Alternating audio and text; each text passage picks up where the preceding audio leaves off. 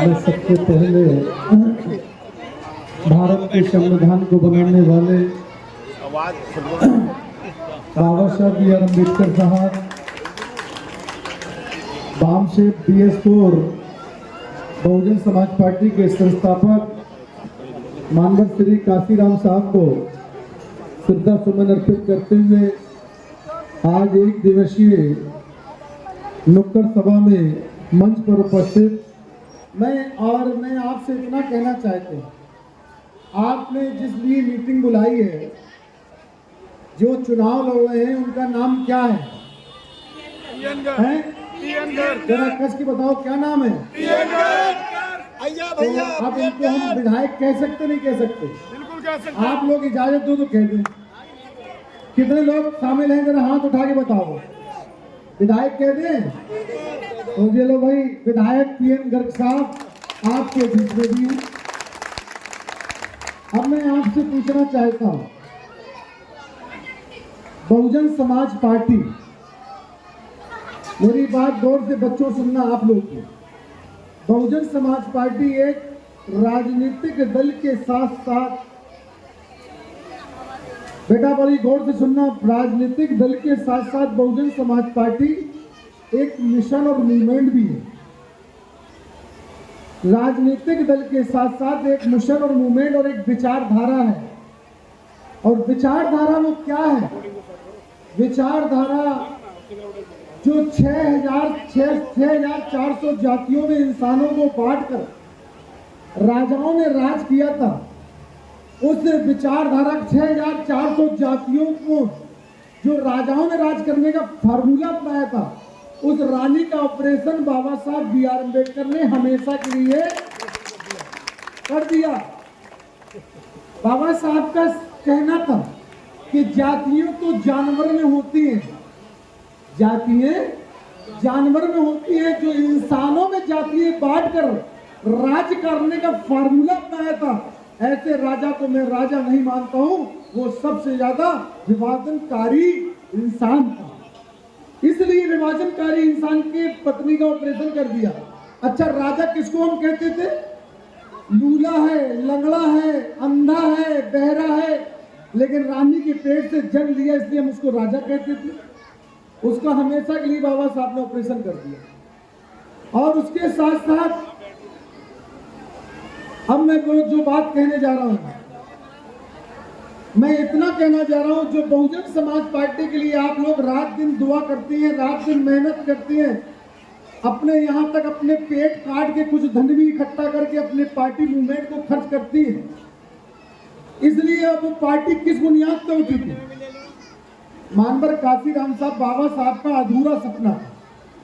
मानवर साहब ने उस सपने को साकार करने के लिए, और बहन जी ने अपने मानवर साहब के सपनों को साकार करने के लिए कितनी बड़ी कुर्बानी दी, वो मैं बताना चाहता हूं।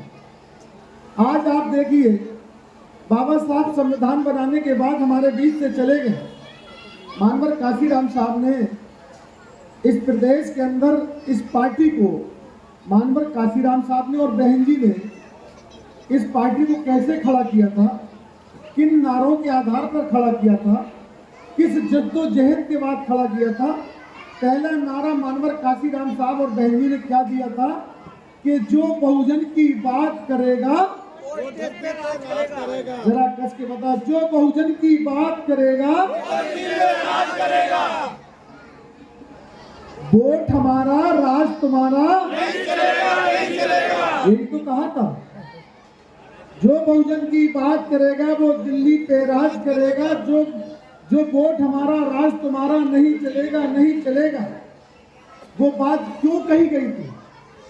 क्योंकि पहले हमारे वोट को साड़ी और शराब के लालच में आकर हम लोग अपने वोट को 5 साल के बाद एक आदमी आता था, ठेकेदार बन के आता था, और वो कहता था तुम्हें किस चीज की जरूरत है, तुम्हें किसकी जरूरत है।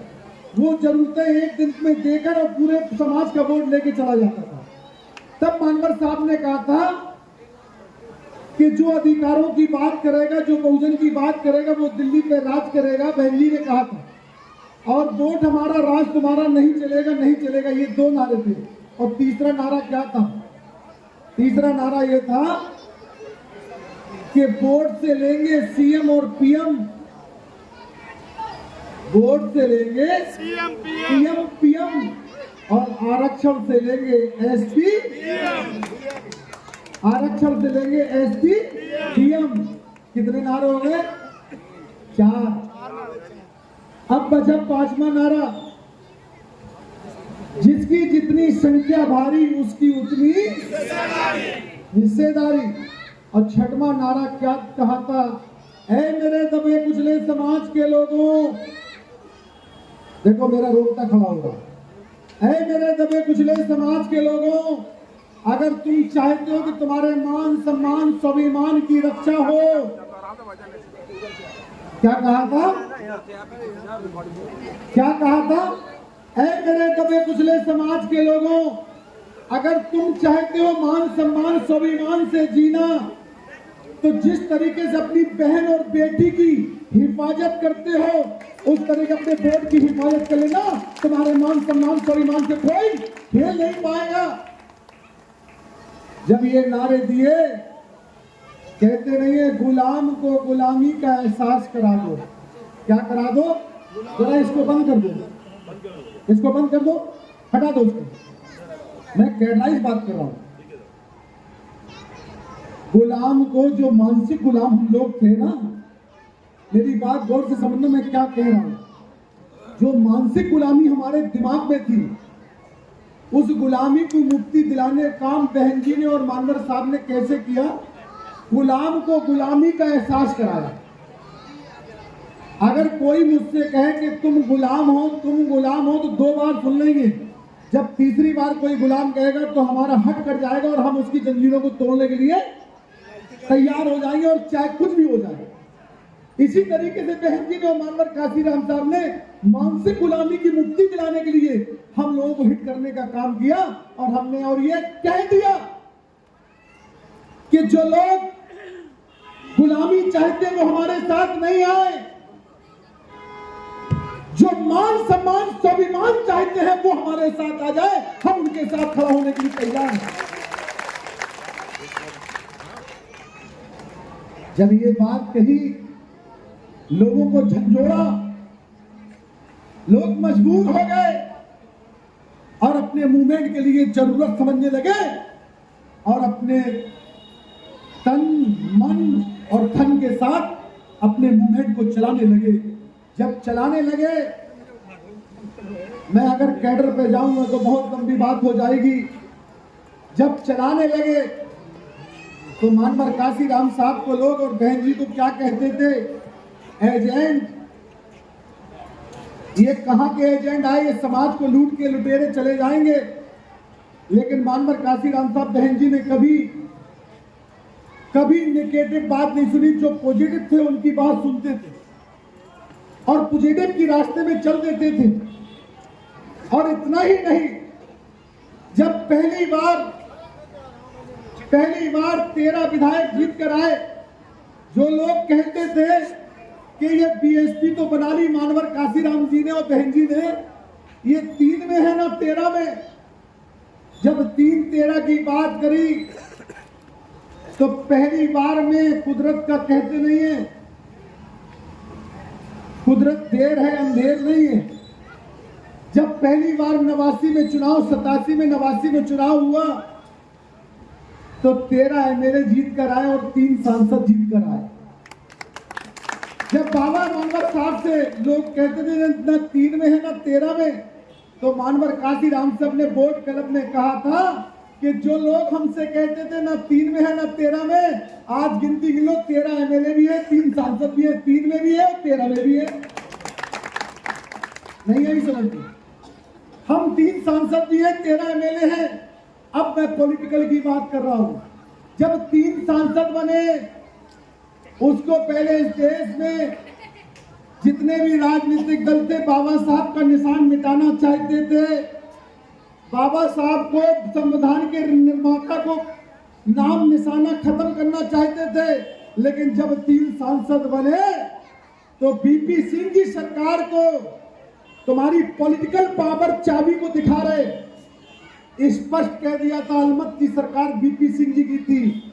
ये कहा था जब बीपी सिंह जी को पता चला कि 3 सांसद बीएसपी के हैं और इनसे समर्थन लेके हमारी सरकार बच सकती है, तो मानवर काशीराम साहब ने एक बात कही थी।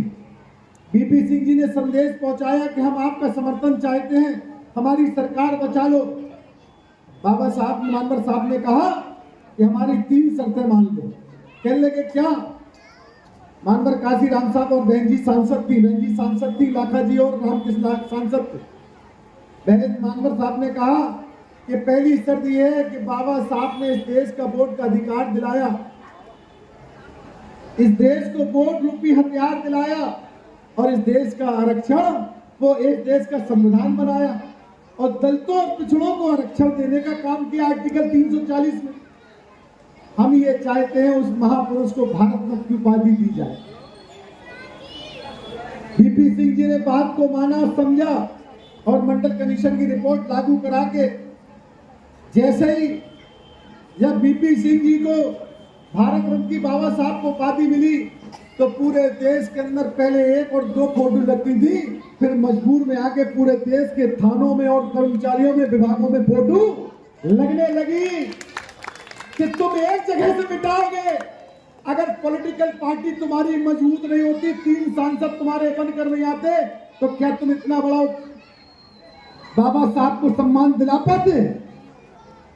इसलिए मानवर साहब ने कहा था, ऐ मेरे दबे कुचले समाज के लोगों, मानवर साहब ने कहा था, मेरे दबे कुचले समाज के लोगों, हम चुनाव जो लड़ते हैं, पहला चुनाव हमने लड़ा था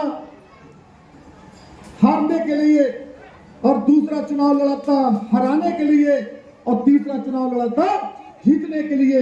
ये मानवर काशीराम साहब के अल्फाज थे। आज मैं आपको बताना चाहता हूं कि अगर पॉलिटिकल पावर जब बीएसपी बढ़ रही थी तो बीएसपी के 13 एमएलए जीत कर आए, तो 93 में 67 एमएलए भी जीत कर आए, 96 में 67 एमएलए जीत कर आए गठबंधन से।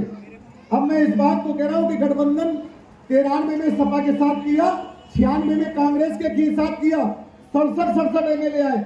लेकिन जब बहन कुमारी मायावती जी ने सोशल इंजीनियरिंग की, 2002 में अकेले चुनाव लड़ा तो 100 एमएलए जीत कर आए, अपने अकेले 100 एमएलए जीत कर आए थे। 100 क्यों? मान जी ने सोचा कि हमने 2 बार बात रखी, 67 एमएलए गठबंधन पर जीत कर आए। फिर बहन जी ने क्या किया कि सरकार लंगड़ी 3 बार बनाई और अपने लोगों को सरकार में शामिल होने का मौका देकर एक राज करने का तरीका सिखा दिया। और जैसे ही सरकार बहन जी ने कहा, फिर बहन कुमारी मायावती जी ने क्या किया? अब मेरी बात गौर से समझना। बहन जी ने जब 2003 को इस्तीफा दिया, वो इस्तीफे की बुनियाद क्या थी? अब गौर से समझना। जब बीएसपी ने बहन जी ने इस्तीफा 25 अगस्त 2003 को दिया, तो वो क्यों दिया था? क्योंकि भारतीय जनता पार्टी हम पे दबाव बनाना चाहती थी और कहती थी हम मिलकर चुनाव लड़ लें। बहन जी ने कहा, जब दोनों नेताओं का फोन आया कि हम मिलकर चुनाव लड़ लें और 2.5 साल के लिए आप हमेशा के लिए मुख्यमंत्री उत्तर प्रदेश बनी रहो, बहन जी ने कहा हमारी और आपकी विचारधारा नहीं मिलती है तो हम चुनाव कैसे एक साथ लड़ सकते? कहने लगे हम आपकी सरकार चला रहे हैं। बहन जी, सियासत स्वार्थ की होती है, सियासत कर सकते हैं लेकिन चुनाव एक साथ कभी नहीं लड़ सकते, क्योंकि हमारी एक मूवमेंट, राजनीतिक दल के साथ साथ हमारी एक विचारधारा, एक मूवमेंट है। कहने हम आपकी सरकार गिरा देंगे। बहन जी ने कल गिरती और बिहार गिर जाए, लेकिन अपने विचारधारा समझौता करने वाले नहीं है। अगर सोचो, अगर बहन जी चाहती कि वो हमेशा के लिए मुख्यमंत्री बना रहे थे तो बहन जी समझौता कर सकती थी, लेकिन बहन जी ने अपनी जो बनी हुई महापुरुषों की विचारधारा थी उसको कहीं कोई के हाथ में बेचने दे, चाहे मुख्यमंत्री पद रहे या न रहे, लेकिन अपनी विचारधारा को बेचने वाली नहीं। उसके बाद अब लोग कहते बहन जी का संघर्ष, धन हो बहन कुमारी मायावती जी। बहन जी के ऊपर आय से अधिक संपत्ति का मुकदमा बीजेपी ने लिखवाया। किसने लिखवाया था? किस तरह? 25 अगस्त 2003 के बाद आय से अधिक संपत्ति का मुकदमा किसने लिखवाया? सीबीआई के छापे किसने लगवाए? ईडी के छापे किसने लगवाए? ताज कॉरिडोर का मुकदमा किसने लिखवाया? जब भाजपा ने बहन जी पर जुल्म जास्ती करी तो पूरे देश में दलितों के अंदर रोष पैदा हो गया कि हमारी एक नेता है बहन जी, उनको भी भाजपा मिटाना चाहती है। और 47 एमएलए भी तोड़ दिए, 47 एमएलए तोड़ के सपा की सरकार बना दी। तो भाई मेरी बात समझ में आ रही नहीं आ रही बताओ? कितने लोगों को समझ में आ रही? जरा हाथ उठाओ तब तो हमें सही लगेगा, नहीं तो हम तो पहले कहते जा रहे हैं और आप सुनते जा रहे हैं। समझ में आना चाहिए।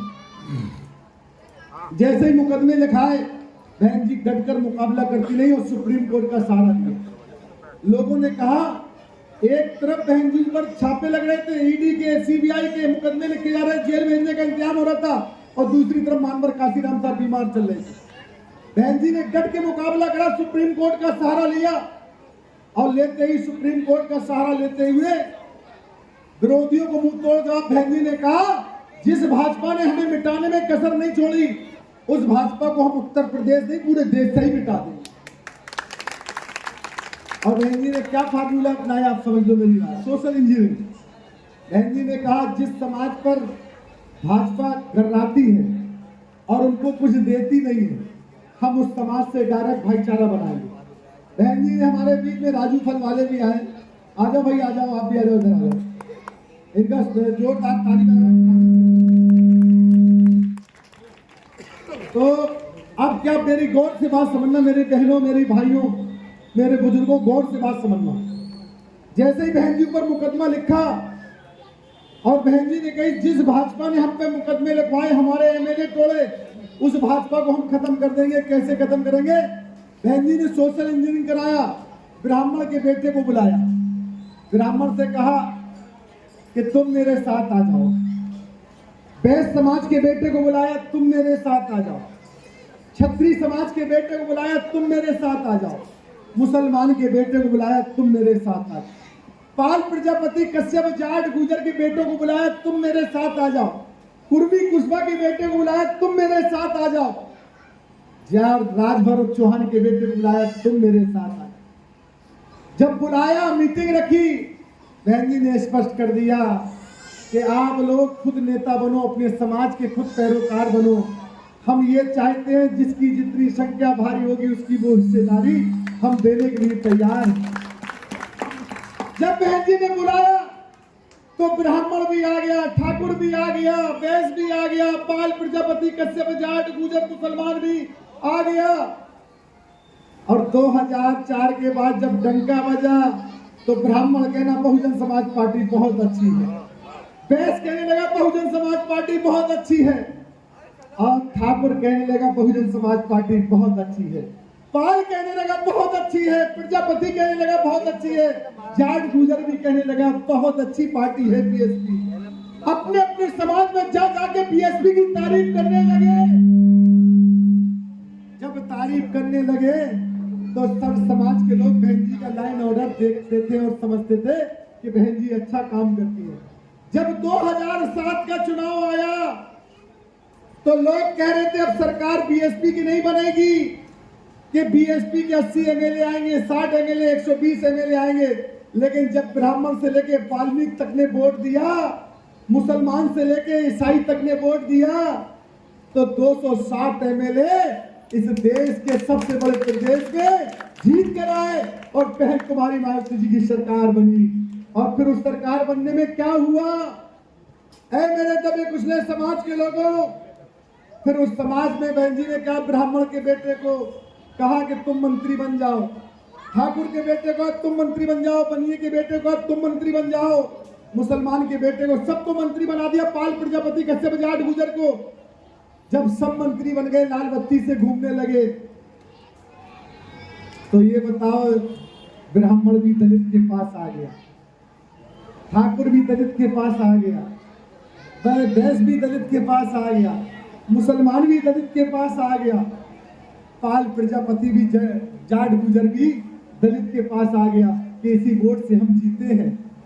जब सर समाज के लोग हमारे साथ आ गए और सर समाज के लोग घूमने लगे लाल बत्ती से, तब बहन जी ने नारा दे दिया कि ये बहुजन समाज के लोग सर्वजन हिताय सर्वजन सुखाय के आधारित पे काम करेंगे। ना कोई छोटा ना कोई बड़ा है, क्योंकि बाबा साहब का सपना था कि समता मूलक समाज की स्थापना करना, इस देश से गैर बराबरी खत्म करना, आपस में भाईचारा बनाना है। अगर भाईचारा बनेगा, जब तक सर्व समाज के लोग साथ नहीं बैठेंगे, जब तक असली भाईचारा कभी नहीं बनेगा। इस भाईचारे की मिसाल बहन कुमारी मायावती जी ने दी। ये मिसाल क्या भूल सकते हो आप कि आपके पास ब्राह्मण का बेटा भी आपके पास आया वोट मांगने, ठाकुर का बेटा भी आपसे वोट मांगने आया, बनिए का बेटा भी आपसे वोट मांगने आया, जाट समाज का बेटा, जिस समाज को लोग दूर करते थे, उस समाज को बुलाने वाला समाज बहन कुमारी मायावती जी ने बना दिया। ये सामाजिक परिवर्तन किसी ने किया है इस देश के अंदर, तो बहन कुमारी मायावती जी ने किया। सामाजिक परिवर्तन जो सदियों से हम लोग वंचित चलते थे, जो छुआछूत से बोलबाला था, उस छुआछूत को खत्म करने का सामाजिक परिवर्तन अगर कोई करने वाली है तो बहन कुमारी मायावती जी। फिर नारा क्या दिया मेरे भाई, मेरी बात समझ में आ रही नहीं आ रही बता। फिर नारा क्या दिया, फिर लोगों ने कहा यूपी हुई हमारी, अब दिल्ली की क्या कहा था, यूपी हुई हमारी, अब दिल्ली की। जो हमारे विरोध में थे उन्होंने कहा गुलाम दिल्ली की बात करने लगे, हमें बदनाम करने लगे, मूर्तियों की सरकार, पत्थरों की सरकार। मैं आपसे पूछना चाहता हूं, इस देश में कांग्रेस की हुकूमत रही कि नहीं रही?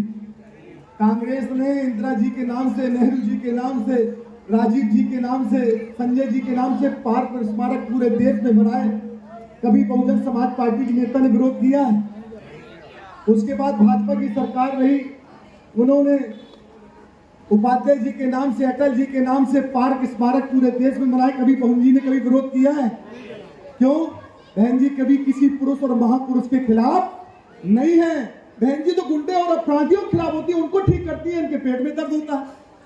और बहन जी ने अगर इतिहास बना दिया छत्रपति साहू जी के नाम से, महात्मा ज्योतिराव फूले के नाम से, मानवर काशीराम जी के नाम से, बाबा साहब के नाम से, गांव गांव गली गली में, गांव गांव में एक अंबेडकर ग्राम बसा के एक मूर्ति उनकी लगवा दी। जब तुम्हारा वक्त था तुमने इतिहास खड़ा किया, अब हमारा वक्त है, तो अगर हम अपना इतिहास नहीं खड़ा करेंगे तो हम कैसे जाने वाली पीढ़ी को बता पाएंगे, हम आने वाली नस्ल को क्या बता पाएंगे? तब इन लोगों ने कहा पत्थरों की। अब बताओ, ये पत्थरों की सरकार थी, इतिहास बनाना गुनाह है? बताओ मैं गलत कह रहा हूं, बता दो। इसलिए ये लोग, भाजपा के लोग, कांग्रेस के लोग, सपा के लोग आपसे विरोध में हो गए, और विरोध का नतीजा उसी दिन से समझने लगे बीएसपी को खत्म करना। तो 2012 में 80 एमएलए आए, और 2017 में 19 एमएलए आए, और 2019 में 10 सांसद जीत कर आए, और 2022 में इतना बदनाम कर दिया हम लोगों को कि बी टीम कह दिया। कहानी का मैं गलत बता रहा हूं? बताओ सही बता रहा हूं? तो ये क्यों कहा गया? क्योंकि जब आप अपना अधिकारों से आगे बढ़ रहे थे, बैकलॉग में पूरी नौकरी मिल रही थी, और हर तरीके से, मैं तो एक बात कह रहा हूं, ये तो नकल कर रहे भाजपा के लोग। बहन जी ने 1,08,845 सफाई कर्मी लगाए, हर धर्म, हर जाति, हर मजहब के, कि सफाई सब कोई, और बहन जी ने सबको लगाने के साथ उसके बाद देश में प्रधानमंत्री जी क्या करते हैं, सफाई अभियान। आज तक किसी सफाई कर्मी नहीं बनाया, लेकिन खुद झाड़ू उठा के खुद झाड़ू लगाने लगे। ये नकल बीएसपी कर रहे हैं। इसलिए मैं आपसे कहना चाहता हूं, आपकी पार्टी को कमजोर करने के लिए, जब यहां बस बंसल जी पहले जीते कि नहीं जीते बताओ? जब बंसल जी जीते हैं चुनाव, तो समाजवादी पार्टी ने क्यों दलित को उतारा? आप समझदार हैं कि नहीं है बताओ? दलित की वोट काटने को। अरे क्या बात कही आपने, बिल्कुल। तो क्या आप अपना वोट कटने दोगे? बताओ भाई, बताओ, कटने दोगे? उनको कामयाब होने दोगे? उनको मुंह तो जवाब दोगे? कहना नहीं, हमारी पार्टी हमारा घर है, हमारा मंदिर है, हम उस मंदिर को कभी मिटने नहीं देंगे। हमारे महापुरुषों ने उस खून पसीने से इस मंदिर को बनाया है, हम इसे कभी टूटने नहीं देंगे, हम भटकने नहीं देंगे, हम कभी खत्म नहीं होने देंगे। अगर ये जवाब दे दोगे तो जो छोटे छोटे दल के लोगों ने संगठन बना लिया, दल बना लिए, अगर बीएसपी मजबूत नहीं होती तो कोई दूसरा दल भी नहीं बनता नहीं। भाई बीएसपी के मजबूत होते ही दूसरे दल को बनाया गया और उन दलों को बनाया जो टीवी में दिखा रहे हैं। बहन जी को तो कभी नहीं दिखा रहे। तो भाई मीडिया किसकी है बताओ जरा आप लोग। वो क्यों हमें दिखाती है? बीएसपी कभी नहीं दिखाती, किसको दिखाएंगे? अखिलेश को, योगी को और एक और हम नाम नहीं लेंगे, आप समझदार हैं। वो केवल आपके वोट को division and rules, divide and rules अपनाना चाहते, अंग्रेजों की बुद्धि दिमाग में डालना चाहते, क्यों आपको खत्म करने के लिए प्लानिंग कर रहे हैं। इसलिए ऐसे खत्म करने वालों को आप समझदार हैं। मेरी बहनें बैठी हैं, मेरी बहनें, मेरे पुरुष, मेरे बुजुर्ग बैठे हैं। मैं मूवमेंट से जिंदा हुआ इंसान हूं, मैं मूवमेंट से जुड़ा हूं, मैं विचारधारा से जुड़ा हुआ इंसान हूं। मेरे कोई धर्म, कोई जाति एक अलग होती है, जो जिसको अच्छा लगता है वो धर्म अपनाता है। लेकिन एक मूवमेंट है, एक मूवमेंट वो क्या है? सामाजिक परिवर्तन का, गैर बराबरी खत्म होने का, भाईचारा बनाने का।